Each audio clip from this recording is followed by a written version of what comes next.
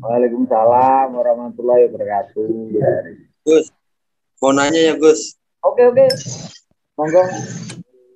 Halo. Ini saya mau nanya Adis, gak apa-apa ya Gus? Ayo, nggak apa-apa dong.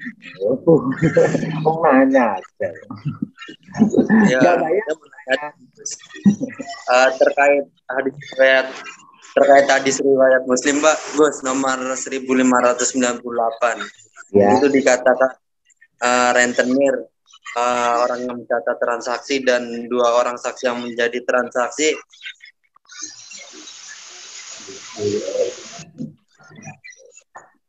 Gimana? Mati lagi loh. Oh, ya Gus. Unmut. Saya mau nanya Gus. Ya. Terkait hadis riwayat Muslim nomor 1598. Ya. Di situ dikatakan bahwa rentenir orang yang mencatat transaksi dan 2 orang yang menjadi saksi.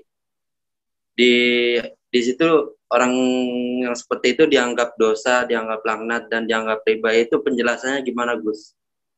Oh, di situ tuh memang niatnya untuk merugikan. Rentenir itu kan niatnya merugikan, bukan untuk tolong menolong. Wa ta'awuna alal birri wa taqwa. Jadi di situ itu memang disengaja untuk monopoli kekuasaan. Yang menyengaja untuk monopoli kekuasaan dan menguasai orang lain untuk sebuah kepentingan. Paham yang saya maksud? Paham Gus. Nah, Paham Gus. Jadi saya menjelaskannya langsung, tapi nggak apa-apa ya. Yang berniat monopoli kekuasaan dan di situ untuk suatu kepentingan. Jadi orang lain tuh nggak boleh dimonopoli untuk dikuasai, tidak untuk saling bantu-membantu. Kalau bantu-membantu dalam rangka terus ada jasa itu wajar, sesuai dengan kemampuan, bukan untuk menghancurkan orang. Jadi disitulah namanya istilahnya yang namanya dagang dengan riba itu mirip, bedanya itu di situ karena niat dan pada akad yang tidak saling merugikan. Bedanya dagang dengan riba itu bedanya pada niat dan akad. Kalau niatnya memang untuk menguasai, untuk memanfaatkan orang lain, ya di situ memang untuk menghancurkan, bukan untuk sama-sama membangun. Kalau pada dagang kan yang penting sama-sama untung, tetapi di situ tidak ada dalam paksaan atau keterpaksaan. Kalau riba salah satunya itu keterpaksaan karena kebutuhan. Terus memberatkan. Pokoknya segala sesuatu yang di dalam prosesnya cacat, di situ cacat juga. Tapi akad itu tergantung pada niat. Riba itu cacatnya pada niat dan akad. Dagang itu sempurnanya pada akad dan niat. Jadi langsung mengambilnya dari hati. Niat itu ada di hati, bukan ada di pikiran atau rencana. Nanti bisa.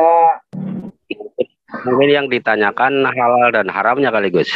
Yang ditanyakan mungkin. Halal haram itu kalau urusan syariat ya ada tahu juga. Kalau semua urusan syariat kan sudah ada di tulisan, di HP udah ada. Tapi kalau urusan, saya kan membahasnya bukan dari urusan luarnya, pada hati. Cacatnya itu pada niat di hati. Kalau pertentangan pada halal haram seputar dalil itu ya semua baik aja bisa disangka buruk, benar bisa disangka salah. Contohnya, orang mau memperbaiki rumah itu mesti dirusak dulu. Proses rusak itu kan syariat, mesti salah. Ya kelihatan nyatanya rusak. Padahal niatnya itu memperbaiki, ya mesti merusak dulu kalau mau memperbaiki rumah yang rusak, bocor-bocor. Dirusak, diturunkan, kan rusak. Segala sesuatu nggak bisa dilihat dari syariat, dari ukuran nyatanya. Misalkan kita memandikan anak mau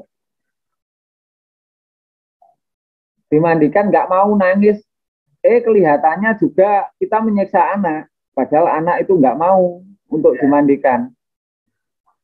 Tetapi karena niatnya bukan tidak bisa disangka dengan kekerasan dalam rumah tangga KDRT. Padahal anak itu kalau dimandikan kadang-kala nangisnya minta ampun. Contohnya seperti itu niat itu.